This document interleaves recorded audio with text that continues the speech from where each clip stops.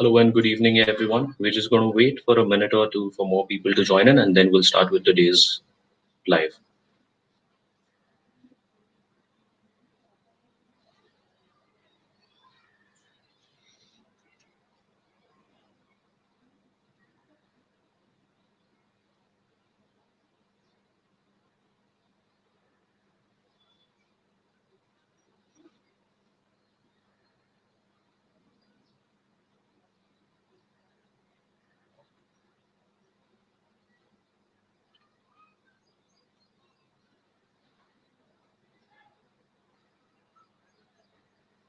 Okay. Uh, Welcome to the second episode of the Frontliners, an interactive live series where prominent people leading the management of COVID-19 share factual and relevant information about the pandemic.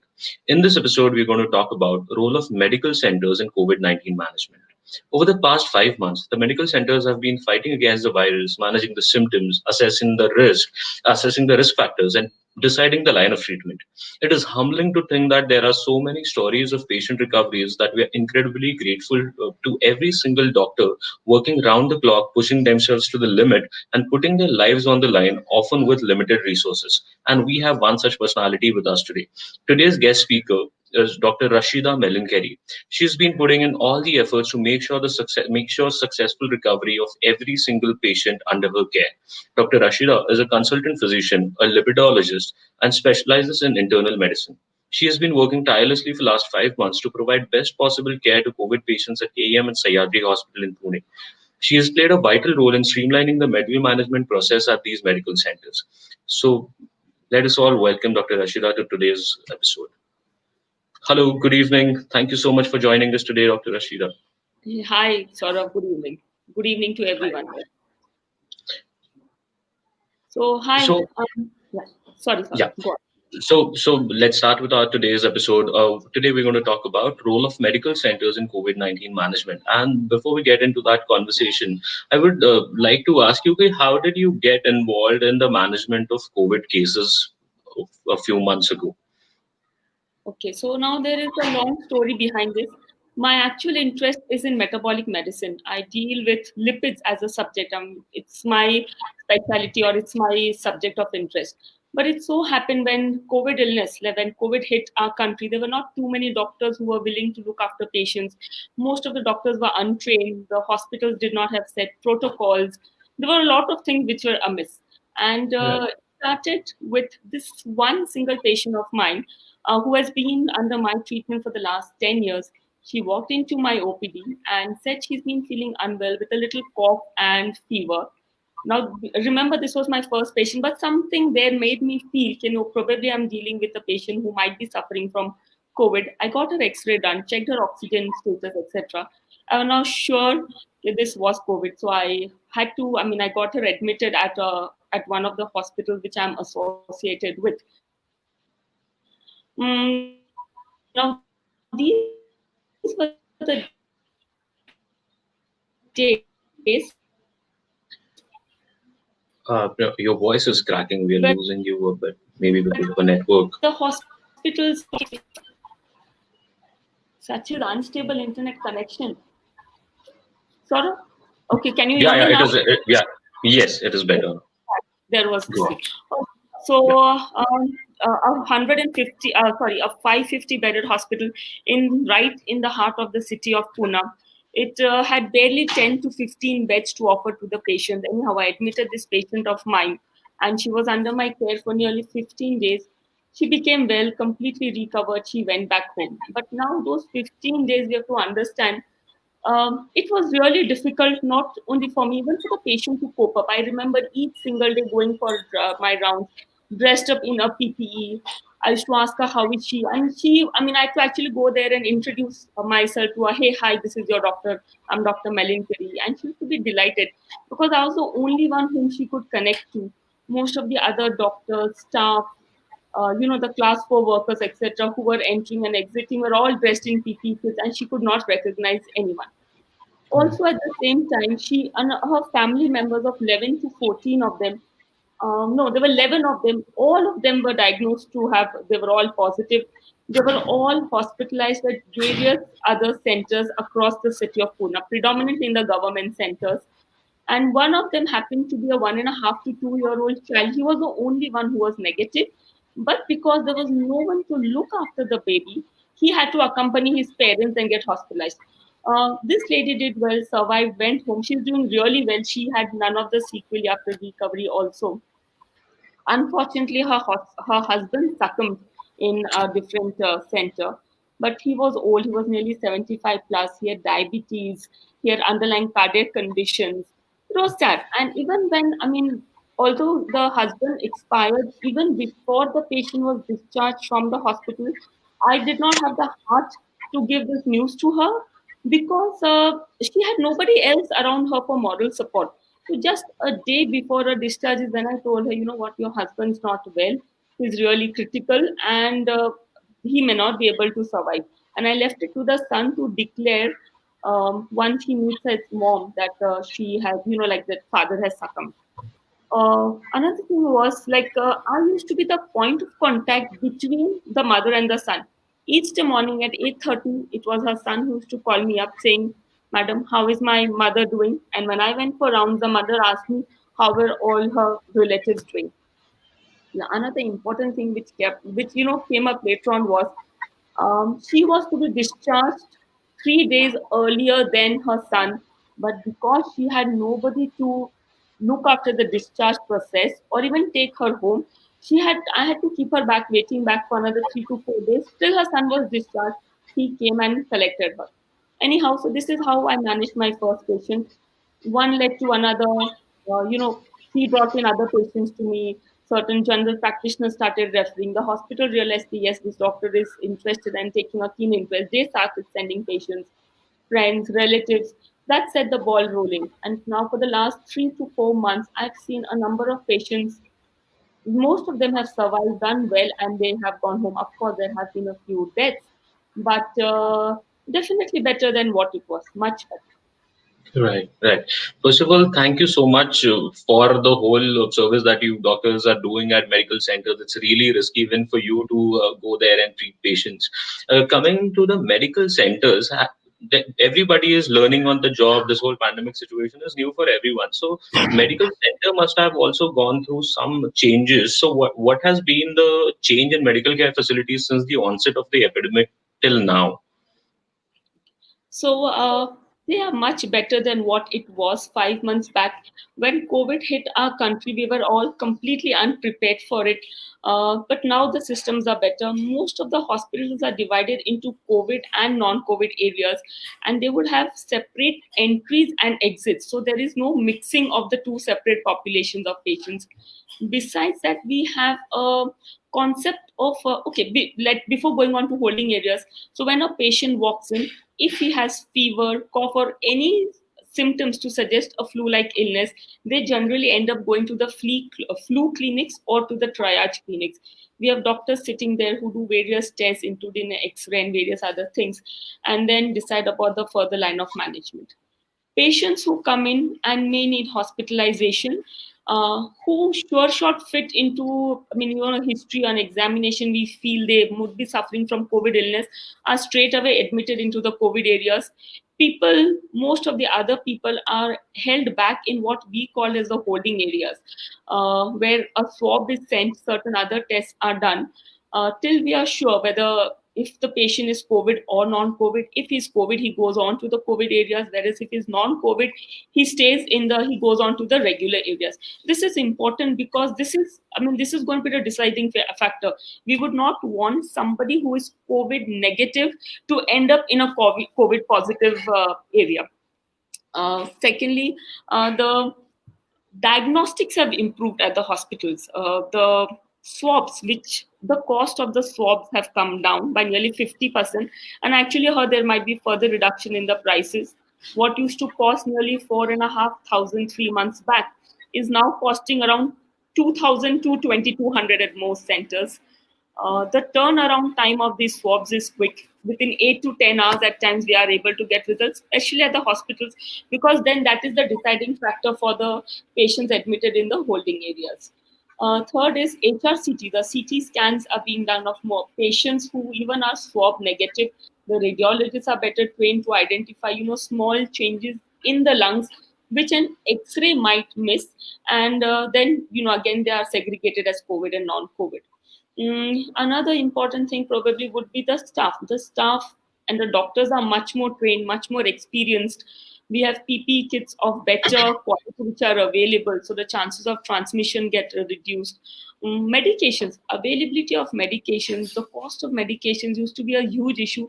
It is better, much better than what it was. I remember there used to be a waiting time of sometimes 3 to 4 days for the medicines to arrive. There used to be badges of probably 70 to 80 vials entering the city of Pune every third day. And imagine this has to go to the various hospitals. It was like a nightmare, knowing the diagnosis, but we could not lay our hand on the various medications. So yes, definitely the hospitals, the COVID care centers are much more prepared and doing better than what it was 4 5 months back. And we are very glad to know that our whole medical system pulled up their sleeves and started working towards it and has pretty much streamlined the whole process. Now, coming to a very important question, which all of us have in their mind, and we have had or heard very contradictory statements about this. So, what are your views on mask or no mask? Okay. Mask, I think undoubtedly the answer to this is yes. A mask is a must for two reasons. One is it prevents the transmission of virus, and it also prevents the acquisition of virus. How? Let's say we are talking about two people, person A and person B. Person A may be an asymptomatic carrier of the virus.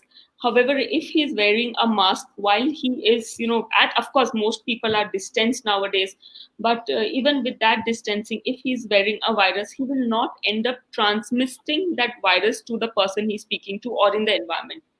Person B, let's say a few virus particles do escape, but since person B is wearing a mask, it helps him to prevent, I mean, he does not acquire the virus. So it helps in both the transmission as well as the acquisition of the virus. So mask is a complete must.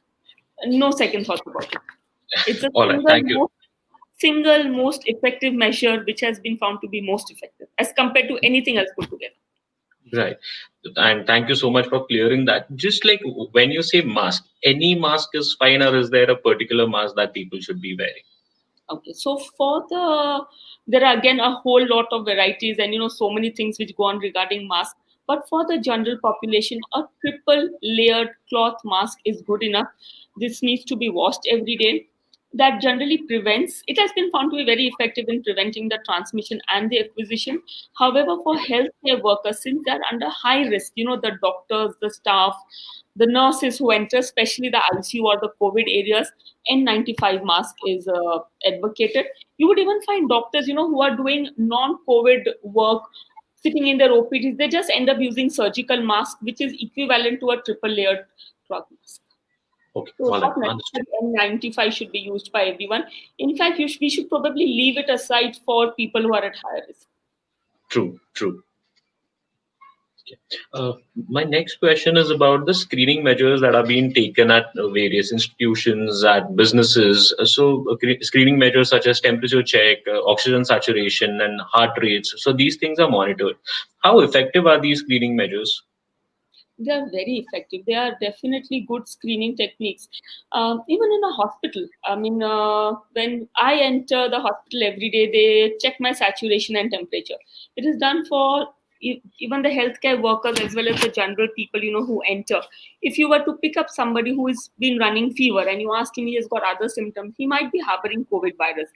Saturation is an even more important guide, because the minute you see somebody with a low saturation, it immediately alerts your mind you may be dealing with somebody who is harboring COVID virus, because there is a concept known as happy hypoxia. You would see people walking, talking, they're very comfortable. Sometimes they're asymptomatic, but they can have low saturations. So Right. that again helps. Then in Just, sorry, malls, other areas where they tend to be crowding and all. Again, a good screening feature. So yeah. good screening. Just for the understanding of our audience, can you explain what are the normal values for these temperature check and oxygen saturation? All right. So for temperatures, any temperature up to 98.7 or even up to, touching 99 is good enough. Anything beyond that is generally taken as fever. But then it's not just one single isolated value. You have to have a serial of values.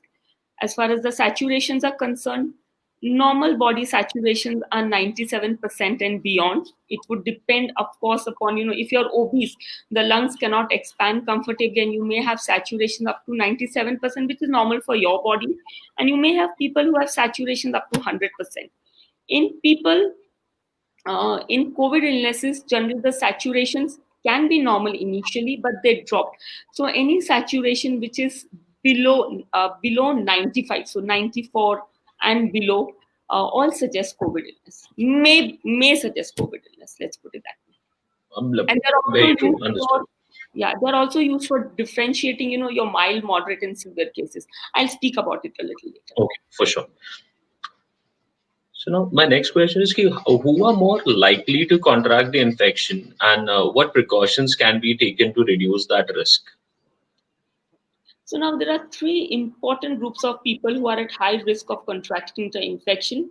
The first would be people who are under high oxidative stress. That is, people who have some amount of inflammation going in their body, which is generally found in people who have heart diseases, hypertension, diabetes, and the most important risk factor is obesity. We have found people who are obese, uh, the they generally run a more severe course of the illness. Mortality rates are higher, or they end up being on the ventilators for a longer time. So this Right. is one group. A second group would be people who have compromised immunity. So elderly people 60 plus, but even people probably 50 plus. We have seen a lot of people who are 50 plus and who are easily susceptible to the virus. Is with compromised immunity. People who have various malignancies, either hematological or solid organ malignancies. People who have undergone chemotherapies, radiotherapies, again at a higher risk for the infection. And the third would be professions. So again, healthcare workers, including our security guards, the class 4 workers, our nurses, lab technicians are at excessive risk because they deal with the swabs of the patient, for the diagnostics. And of course, our junior doctors, consultants, intensivists are at high risk. So these are the three categories who are at high risk. Now, the second part of your question is what precautions can be taken to reduce this risk? So this is again very simple and ordinary things would be the first thing. So using the mask is a must. Second is distancing, social physical distancing. So generally maintaining one arm distance between yourself and the next person is what is needed, and washing your hands, sanitization. So washing with soap and water is the best thing to do. Of course, if you are in areas or under circumstances where soap and water is not accessible, you can use sanitizers. One, maintaining distance is important. Even in ICUs and hospitals, let me tell you, when we are doing our rounds, we stand at a distance from the patient. Our junior doctors, our nurses, and all stand at a distance from us. And this is not a part of the question, but this makes treating these people even a bigger challenge because we are at a distance from there. We are all in our PPE kits. We are wearing our masks, two-layered gloves, two layers of cap, and the PPE kit. And it's very difficult, or actually, it's impossible for us to examine the patient. We can't even use our stethoscopes, no, not accessible to the ears.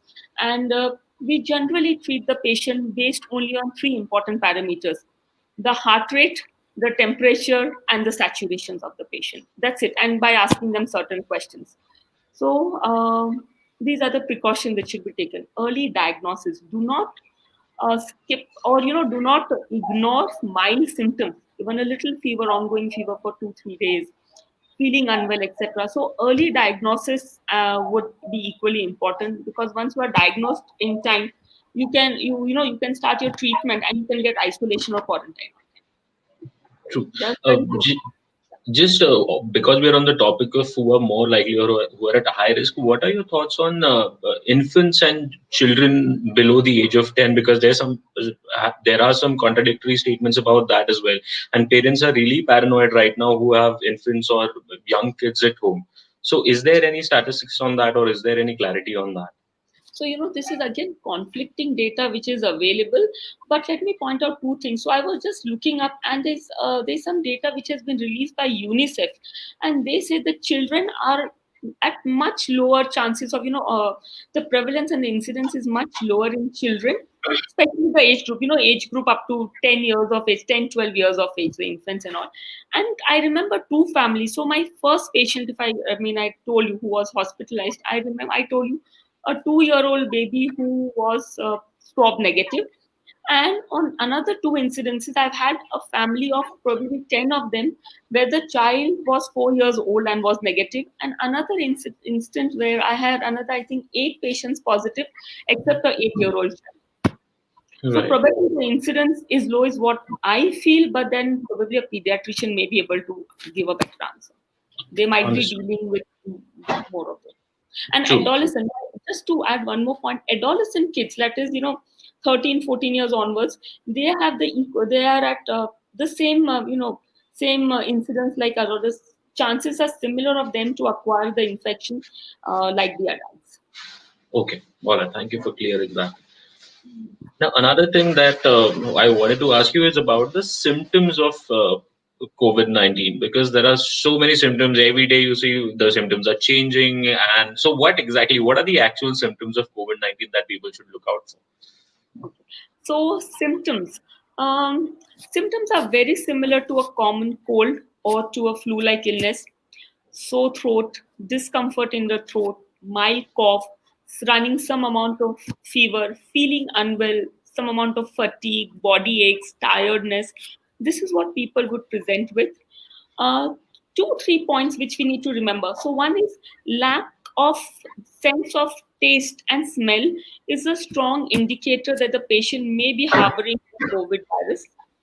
High grade fever is generally not a feature of COVID illnesses. So, they would have temperatures up to 100 or so. But your really high fevers like 103, 104 is rarely seen, is not that common. Sneezing, running nose, generally again are do not favor a diagnosis of COVID illness. They're not commonly seen in COVID illnesses. You have certain rare symptoms like patient can come with abdominal discomforts. We have had patients presenting with loose motions, and they turned out to be COVID positive.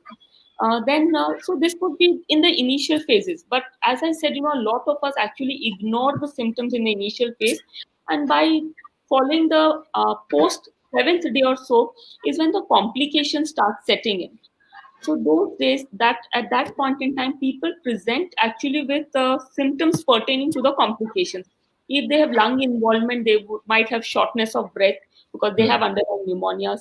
Patients can present. There's an increased tendency of formation of blood clots in people with COVID illness, more so from the seventh day onwards. So people come present with heart attacks and strokes.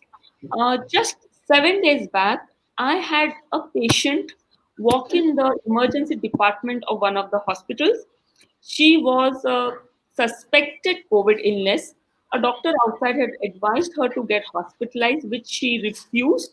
And she had severe chest pain for nearly 48 hours associated with uh, vomiting, sweating, which basically pointed to a cardiac or a heart related issue. On doing her ECG, she was found to have a significant, there was a heart attack on one of the walls of her heart. We subjected her within 24 hours, I think, and we were unable to dissolve the clot because she had a vomiting of blood. So then it's not possible for me to give her blood thinners. So we had to rush her for a primary angioplasty. She's doing well. She'll be discharged tomorrow. And then I remember this another lady. She was a 50-year-old lady, asymptomatic at the time of admission, and nearly asymptomatic, except some little fever and all. But within 5 to 6 days, she developed weakness of her left arm. Basically, she had a stroke which set in. There was a blood clot in a part of her brain, but she's also doing well. She was discharged since she was in the hospital, so we could, diagnose early and treat her early. Right.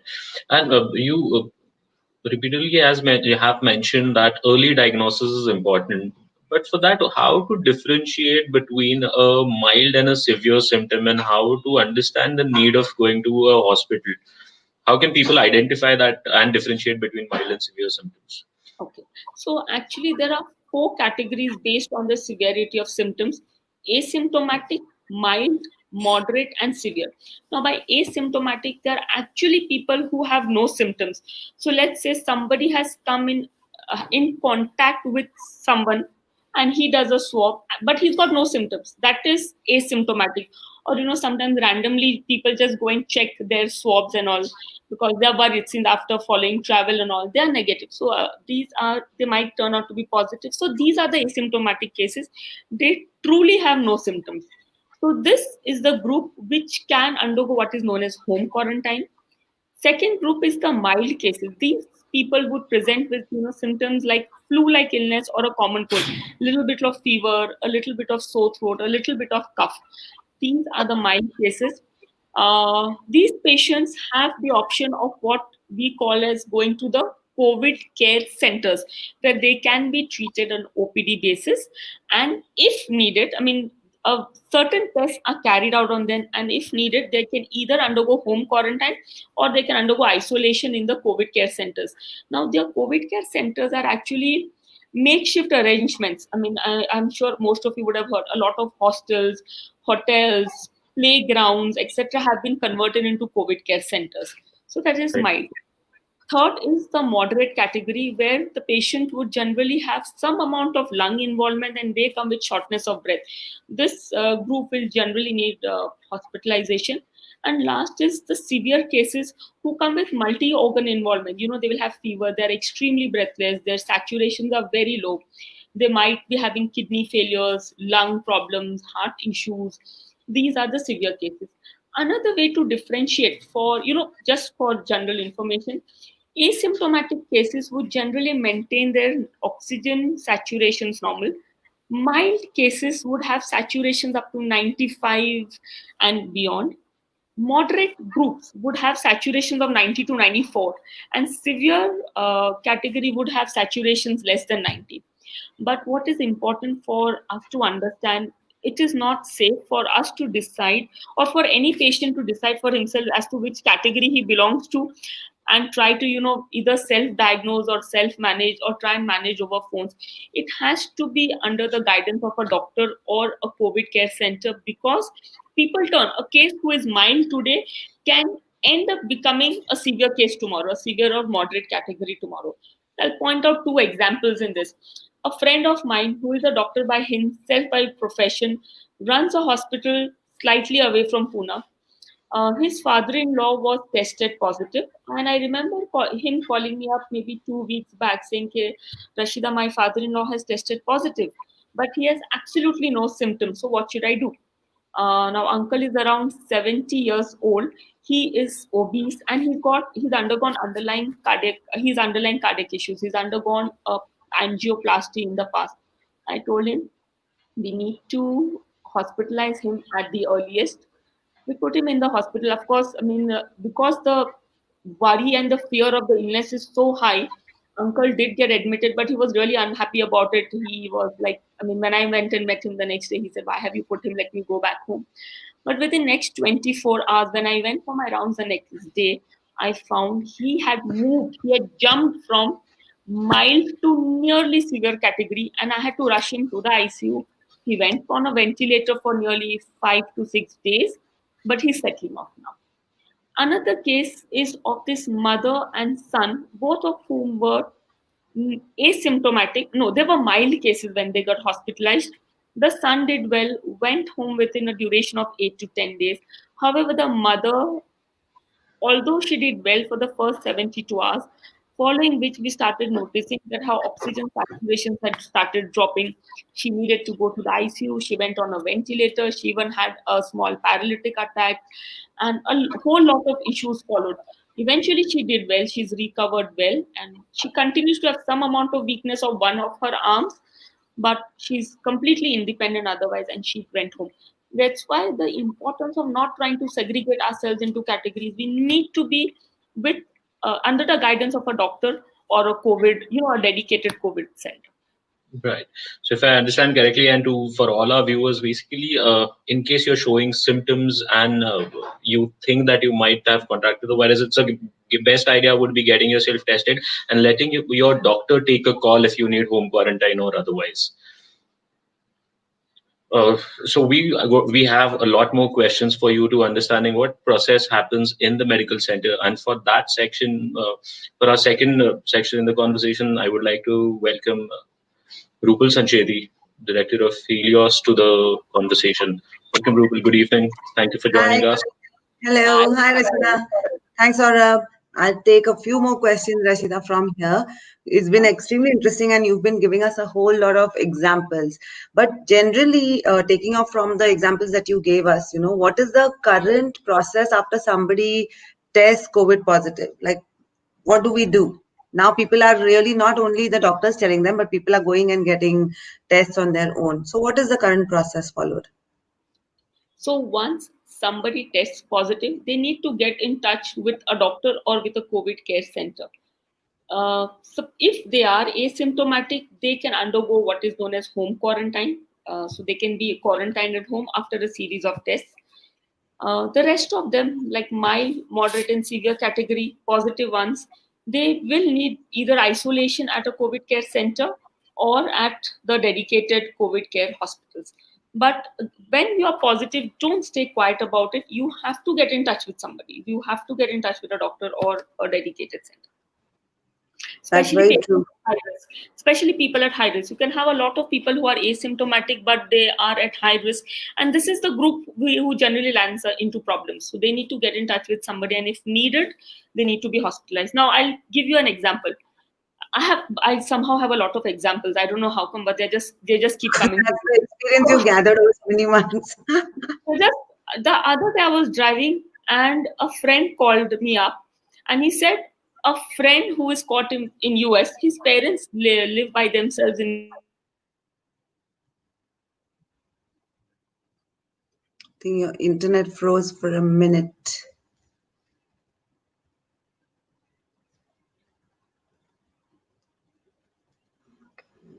Bear with us for a few minutes. Saurabh, are you able to hear her?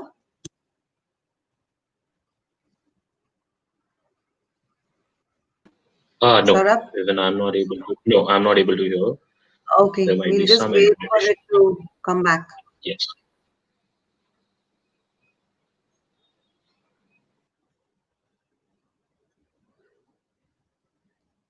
Rashida, we can't hear you. I'm just calling her and checking what has happened. I'll just.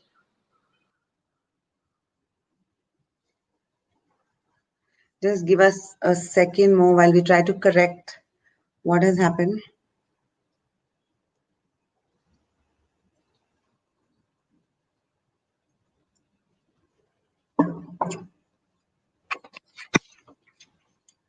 Stay with us, don't go away. I think a whole lot of important stuff about how do we decide whether it should be home quarantine, it should be a COVID care center, it should be the hospital, and the steps in home quarantine. We've always heard these kind of important words like home quarantine, COVID care center, but what does it really mean to be home quarantine?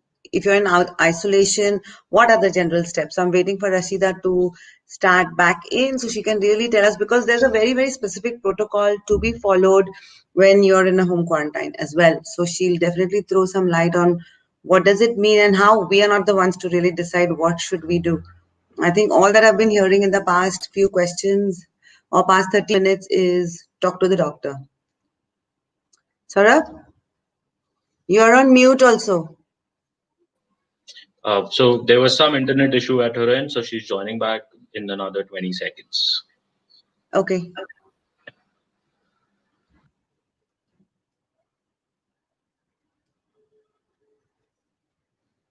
And at the end of it, I think maybe a few questions is what I will ask, and then I will have the audience throw in some questions, because I'm sure all of you all have a lot of questions and simple ones, right? Even the mask or no mask seemed like such a simple question, but I think over time we are underestimating the power of a mask. Really, um, we just don't know if somebody is asymptomatic, is a carrier, or whatever, and there's still fear. for example, my sister told me that in her building somebody tested positive, but she also doesn't know what are the steps really. Now, what do I do? Do I stay at home? Do I go to the doctor? Hi, Rashida. Hey, hi, sorry, Rupal, sorry about that. Internet issues. No problem. We lost you for a few minutes, so I got some screen time with my audience. Okay, yeah, no, good. Okay. So I wanted to talk to you about, you talked about the process, but what are your thoughts really on home quarantine, the COVID care centers, hospitalization? How does one decide? It's not always asymptomatic as home quarantine. So what do you think, and what should we as a, patient do if we are tested positive, and what are the three options in front of us, and how do we decide? Okay, first, when the swab comes positive, get in touch with a doctor or one of the COVID care centers. Asymptomatics, low risk patient. By low risk, I mean people who do not have, diabetes, hypertension, who are young, 30s, 40s, can undergo home quarantine, but it has to be under the guidance of a doctor.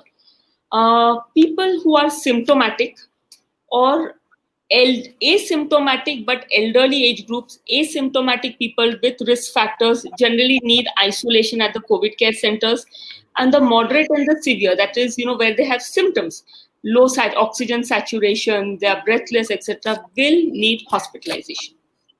So the bottom line is you have to get in touch with a doctor. Now, as far as the home quarantine goes, so there are certain criteria for this. First, the patient criteria. So what is the patient criteria? The patient needs to be asymptomatic. He needs to be swab positive. He should not have none of the risk factors. Secondly, there should be availability of adequate space at his home. You cannot have somebody who is staying in a 1 BHK do home isolation. It is just not possible. Home quarantine will not be possible for a family of even 6 members, because then a room. Now, for a home quarantine, generally an entire room and a bathroom needs to be provided. An attached bathroom needs to be provided to the patient who will be undergoing home quarantine. A caregiver has to be there in the house. It has to be under the guidance. They have to be in touch with the treating doctor at least once or ideally twice daily. They need to fill up certain forms, so that there's an admission and a discharge process. So and so person has been advised home quarantine. They are admitted for home quarantine, and at the end of 10-day period they are discharged from the home quarantine. All this gets registered. The patient should be able to, the food for the patient needs to be kept outside the door, and he just takes the food inside and consumes it. Of course, while cleaning and all, they wear gloves or they wash it thoroughly with soap and water. That's all right. He should be able to kind of clean the room himself, wash his own clothes and all. So quarantine essentially means you are completely cut off from everything outside. He needs to use a mask. A mask is a must even during home quarantine. So it has to be Fair enough. under the guidance of a doctor. You will not be able to do it yourself. So home It's not. quarantine, also the steps that you explain has to go through a doctor. There's a discharge form, there's an admission form, even for home quarantine. And obviously the criteria is that you have your own space and a caregiver and so on and so forth, which is, Another good important, to know. Rupert, sorry to interrupt, but one thing I forgot is, so during home quarantine, all the contacts in the house need to be on prophylactic medications, that is hydroxychloroquine. So most of the contacts need to take HCQ prophylaxis besides undergoing a swab test, of course. Okay. And this the doctor will also recommend, right? Yes, the doctor will recommend all this. So the doctor Okay. actually goes them and takes them through the entire thing. Okay. So not all, I mean, there are 50% cases that one test positive and generally a whole lot of all the members test positive. But I know somebody who's been positive, but the members are negative. So is that they continue the test repeatedly, or what should they do? Because they're going to be in the same house. So what do the people who are in the house do? They have to, if the swab, see now, the first of all, the duration when you do the swab is important. If a patient has tested positive today, do not rush for a swab the same day. Wait for another 3 to 5 days, because that is when the chances of the swab test coming positive are high. Monitor Okay. your symptoms. Look for temperature and the oxygen saturation. The pulse oximeter is very easily available in the market. So basically monitor your symptoms. Do a test after 3 to 5 days after the patient has been, after the primary case is positive. And if they come swab negative, they all go on HCQ prophylaxis. They don't need to be. if somebody from them ends up developing symptoms, fever, breathlessness, or any of the other list of symptoms which I mentioned earlier, then do re-swab the patient, and actually the patient will have to be hospitalized since he's symptomatic. He's moved from asymptomatic to a symptomatic case. True. And after True. hospitalization, maybe a swab will be repeated, but he's a suspect and you just treat him. Irrespective of what the swab report comes, a swab is not always negative. It is, we see a number of cases who are clinically sure shot cases of COVID illnesses. Their lab reports, their scans are suggestive of COVID. However, the swabs continue to be negative. I've had patients, I remember, okay, again, an example. A patient of mine who was extremely critical. The minute he was hospitalized, he had massive pneumonias. All his reports, everything was suggestive of COVID illness, but his swabs were negative on 4 occasions. One of which was done in one of the PMCs, the government centers. One was done at the hospital. One was done with NIV, and one at another lab. 4 swabs done at intervals of 3 days each. All the four were negative, and because of this we were unable to secure medications for him, because as per recommendations and laws, till the swab is positive, they you You cannot can't get. cannot get the medication. But then obviously we wrote special letters. We said, look, the patient's on a ventilator and this is the only option. So, and finally, of course, we did manage to get it. So swabs alone cannot be the guiding. I think clinical assessment and clinical symptoms are very important. Very So important. we have to make sure that we are monitoring our symptoms. There's a thermometer with us, there's an oximeter with us. But that brings me to our next question, Rashida. Is management of COVID-19 and chances of successful recovery really dependent on early hospitalization? You've been talking about timely treatment, but tell us a Yes. little more about the importance of, you don't have symptoms today. Should we just hang out and not call the doctor? No, you call the doctor, Rupal. For sure you call me. Because remember, we are dealing with not an individual, we deal with families when you're looking at COVID illness. And yes, so the same thing, early acceptance of the illness. Yes, I am so positive. Early acceptance of symptoms, yes, important. So then early investigations, early diagnosis, if needed, early hospitalization and early management. The more you delay acceptance, the more you delay diagnosis and management, the more are your chances of going on to a severe case. One thing which we need to remember here, there is difficulty even in the medications being available even today. Of course, it's better, but it's not like I cannot just say I need a medication and I'll get it in a few minutes. There are delays of a few hours to up to 24 hours at times. So if you are picked up, you are at the right place under the right guidance, medications can be started early for you. If need be, treatment can be escalated. You have admitted yourself when you were a mild case, you are being monitored. We feel no, now you need to move on to the CCU or the ICU, the intensive care units. You can be moved there. Finding of beds is a difficult task. It is. Asymptomatic mild cases, okay, so a mild case person calls me up today, it takes me another 3 days sometimes to find a place for the person. So it's actually like booking places. I'll call up the hospitals and say, okay, please, this place so and so person needs a space, kindly make some place available. So as soon as we have a discharge, this patient is brought in, and now we have already lost 2 or 3 days at home. Once he comes home, hopefully, if he's still not become really critical, at least the management, the treatment is started on time. So early admission to the hospital is a must, from management point of view, then secondly from the recovery point of view, as well as from finding a place point of view. Three important reasons for it.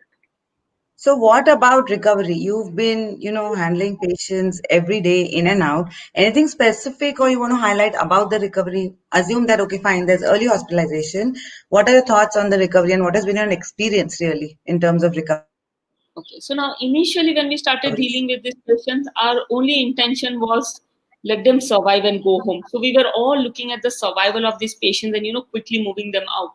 But now patients are beginning to come back for follow-ups, and we have realized uh, people who were admitted on time land up having, uh, basically they come back quite clear. They do not have any problems on their follow-ups. People who were came in late in their onset. By the time they were actually, severe cases, they come back with two or three issues. The lungs and hearts of these patients have been found to be infected. They've, although the virus is cleared, but it leaves scars on the lungs at the time of the recovery, and a lot of people come back with cough and breathlessness while walking or on exertion in their follow-ups. Hearts have been found to be affected. There's some amount of heart failure which is beginning to set in. I've even seen in some papers mention about cognitive decline in a group of patients.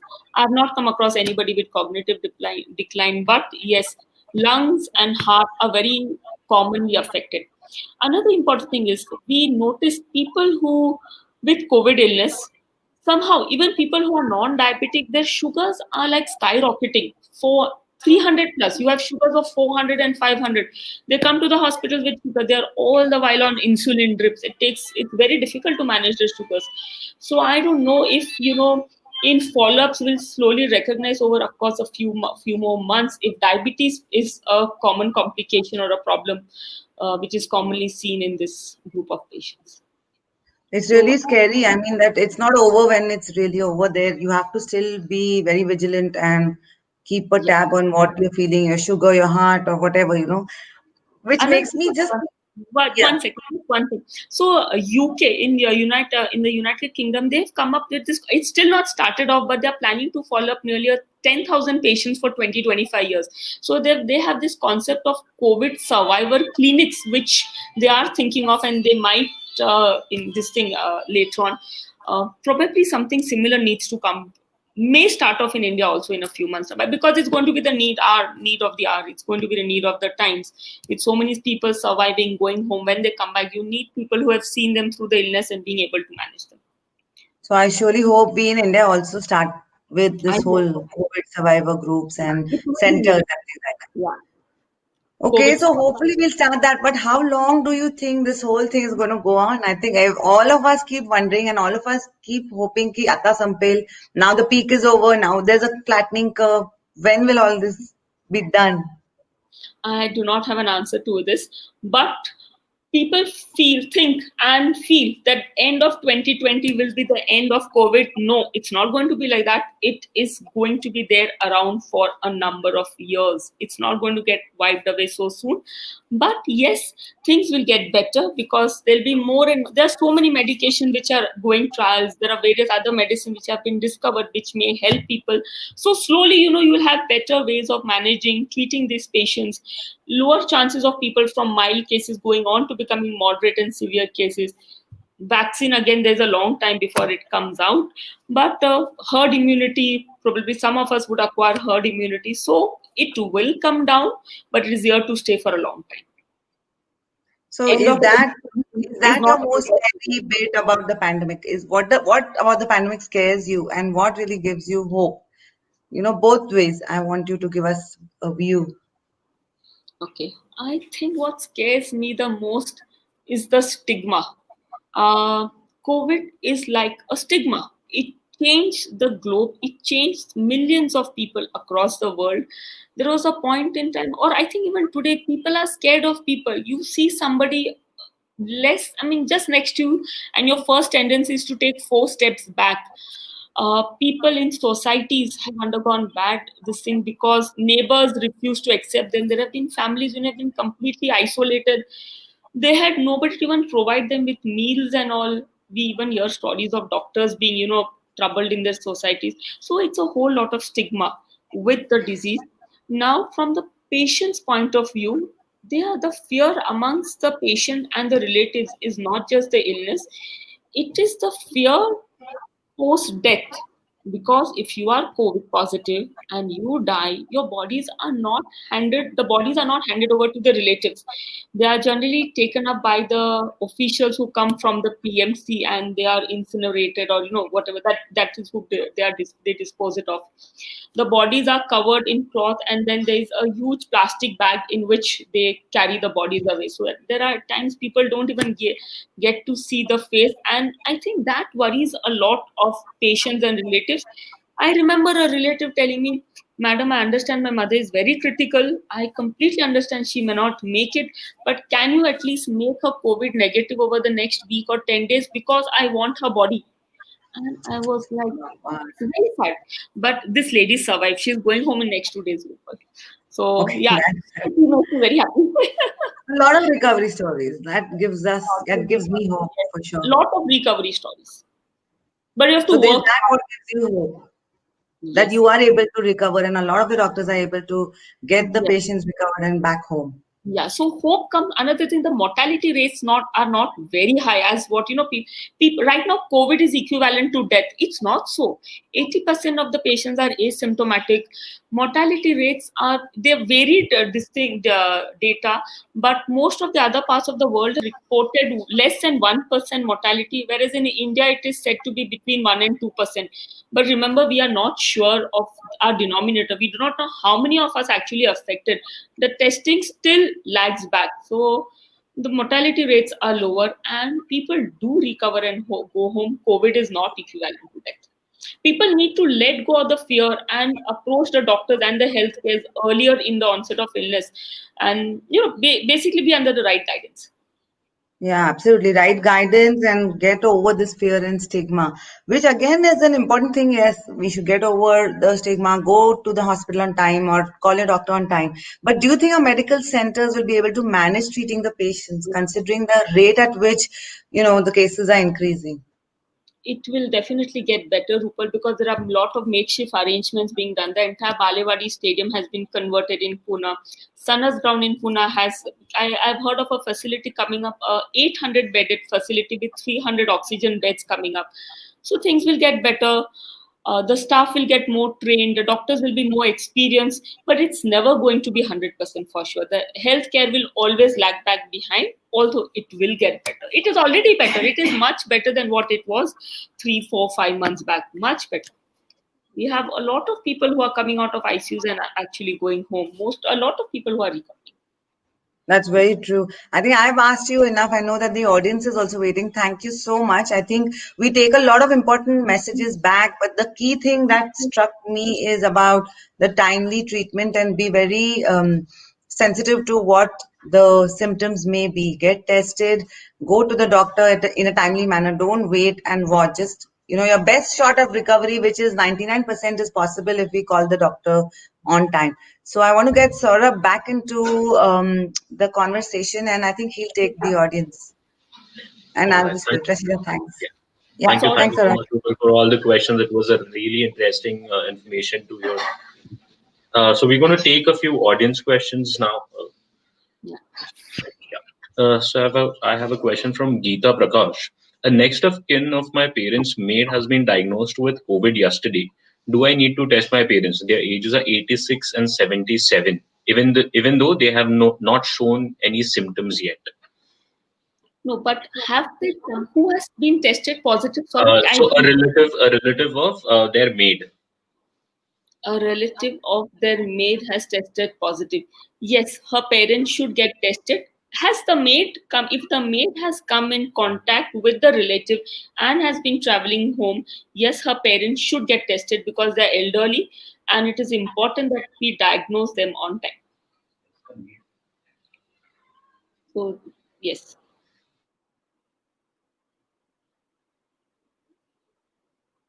Saurav? Yeah. Okay, all right. I hope, Ms. Geeta, that answers your question, and it is important that you get your parents tested as soon as possible.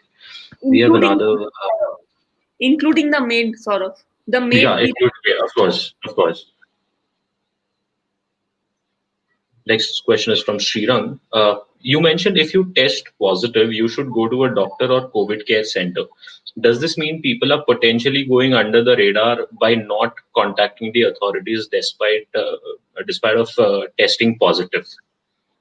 So are people not contacting authorities after getting after testing positive? Is it happening? yes, a lot of them are not contacting authorities because it is not uncommon for us to see people suddenly coming to us and saying we are not feeling well. Okay, when has the test been done? The test has been done 8 days back.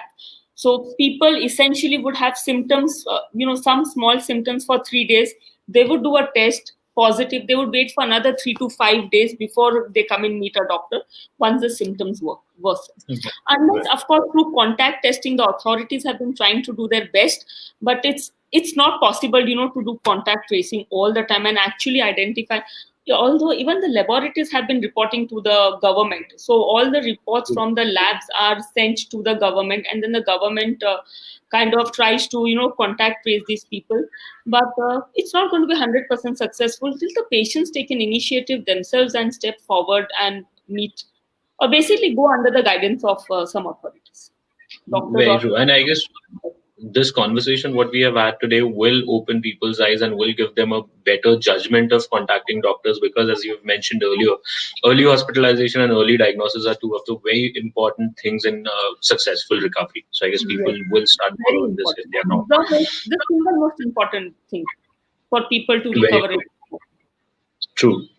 So the next question we have is, how long senior citizens above 65 are supposed to remain at home? If at all anyone comes out, what precautions are to be taken there and back? So you've pretty much explained this earlier. If you just want to add something to it, you No, can. so 60 means you are trying to, if somebody who was positive, and no, just I'm No, they just, like, as a precautionary measure, people over the age of 65 have been asked to stay at home. So how long do they have to stay at home, and if they need to come out, what precaution they should take? see, you definitely cannot stay home all the time. So for your essentials, it is all right to come out, but again, wear a mask, soap and water or sanitizers, maintain distancing, and just go out for whatever work it is needed and come back in soon. Do not try to be in groups or in crowds.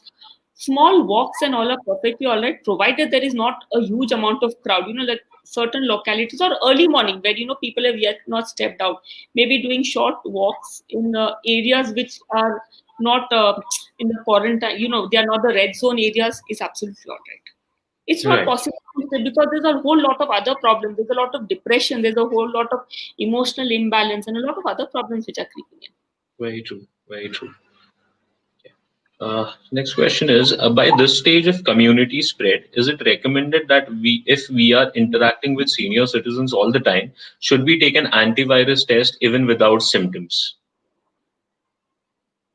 Even without symptoms.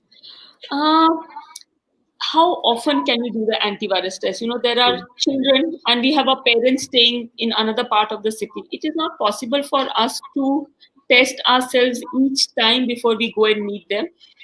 If you have come in contact with somebody who is positive in your societies, at your workplace, do test yourselves. Otherwise, you can meet your parents, but as when not as often as you were doing it once upon a time. Maintain your distancing, and again the mask, etc., would be compulsory. Right. It's not Right. possible to test every time. Not presently, at least. It's not possible presently. I don't know if True. sometime in the few, sometimes some you might have tests which are available at very low cost. Something like your pregnancy test, urine pregnancy, whereby it's just a kit. So if you have certain tests where you spit or some, and it says a positive or negative, which is available at very, very low prices, like I don't know, 40, 50 rupees, it may be possible. Right. But presently, it is not possible. There's a lot of load on the existing labs as well, laboratory. True. True. Understood. Okay. The next question we have is not related to COVID, but does sleep apnea patients have low oxygen saturation? Yes, they have low oxygen and they have high carbon dioxide in their body. That's called as hypercapnia. And that causes a whole lot of sleep problems. They have what is known as this apneic spell kind of things in the middle of the night, and where there's a lot of adrenaline drive in the body, leading to hypertension, heart problems, diabetes, very commonly seen in people who have this issue.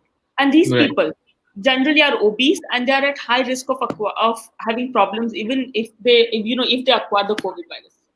Right. Right. True. I hope that answers your question, Miriam. Okay, next question we have, I guess this is from a doctor who runs a hospital. How do you think we can build confidence in patient seeking super specialty treatment, since most of the hospitals have become COVID centers? I think counseling. So now, if can you repeat the question, Saurabh? Yeah, I sure, don't sure. get it. So, how do you think we can build confidence in patients seeking super specialty treatment, since Mhm. most of the hospitals have become COVID centers? So we'll have to counsel them. We'll have to speak to them. People who are seeking super specialty care, most hospitals are divided into COVID and non-COVID areas. The Right, entries and exits to these areas are completely different. So that would be one answer. Second, this thing is telemedicine. I think telemedicine would probably help. A lot of problems and issues can be related to health. Maybe you may be able to sort out online itself. So these are the two things which come to my mind. right, right. But Understood. counseling them is what is important. Right, true. Then, so there's a question about blood clots due to COVID. Is something new that I have heard. So, can you talk more about it? All right. So now the COVID virus, you have initially there's a phase of where the virus multiplies and it kind of spreads through the body. It stimulates your immunity. So now generally your immunity should favor you, but here the immunity goes against you. It leads to what is known as the cytokine storm. And that is a point where you have extensive inflammation all throughout the body. The inflammation basically leads to activation of whole lot of clotting factors, this platelet aggregation, and that leads to the formation of these blood clots. And there's something known as the von Willebrand factor, which contributes a lot in this.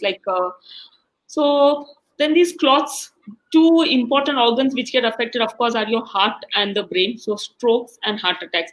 Therefore, a lot of our patients, when they are in the moderate category illness, if we start them all on blood thinners, we start them on what we call as heparin, a low molecular weight. It's an anticoagulant as well as an antiplatelet agent, that is ecosprin. Mild cases we do not need to, but mild cases in high risk category, elderly, diabetics, obese, we always add blood thinners to them. Moderate and severe category would always be on this group of this thing. So the treatment actually is, three things. One is try and kill the virus at the earliest. That is where your antivirus play a role. Second is once the virus sets off that entire immunity, hyper immunity kind of thing in your body, you need to suppress the immunity. That is the role of your steroids. Third is it causes the formation of these blood clots and therefore the blood thinners. So most of the treatment is centered around these three things. And then the fourth is, your supportive management, like high doses of vitamin C, zinc, N-acetylcysteine. There are a lot of vitamin D3 and a whole lot of things which keep getting added. Right, right. I hope Tejas that answers your question, and that's all the audience questions we have for us. Thank you so much, Dr. Rajra. It was a very insightful and informative last 1 hour that we have spent talking to you. You've cleared a lot of doubts that we and the audience had in their minds about COVID centers, and thank you so much for giving out all that information in such simple words that all of us could understand what is happening and what role doctors and COVID centers are playing in the management of COVID-19. Thank you so much once again for giving us time and joining us today. Thank you, Saurabh. It was wonderful, actually. It was Yeah, good. Thank you. Bye. thank you. Thank you so much.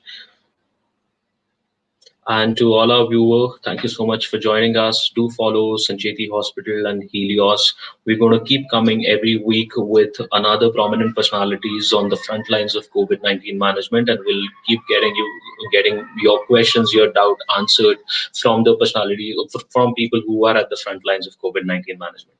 Thank you so much for joining us today.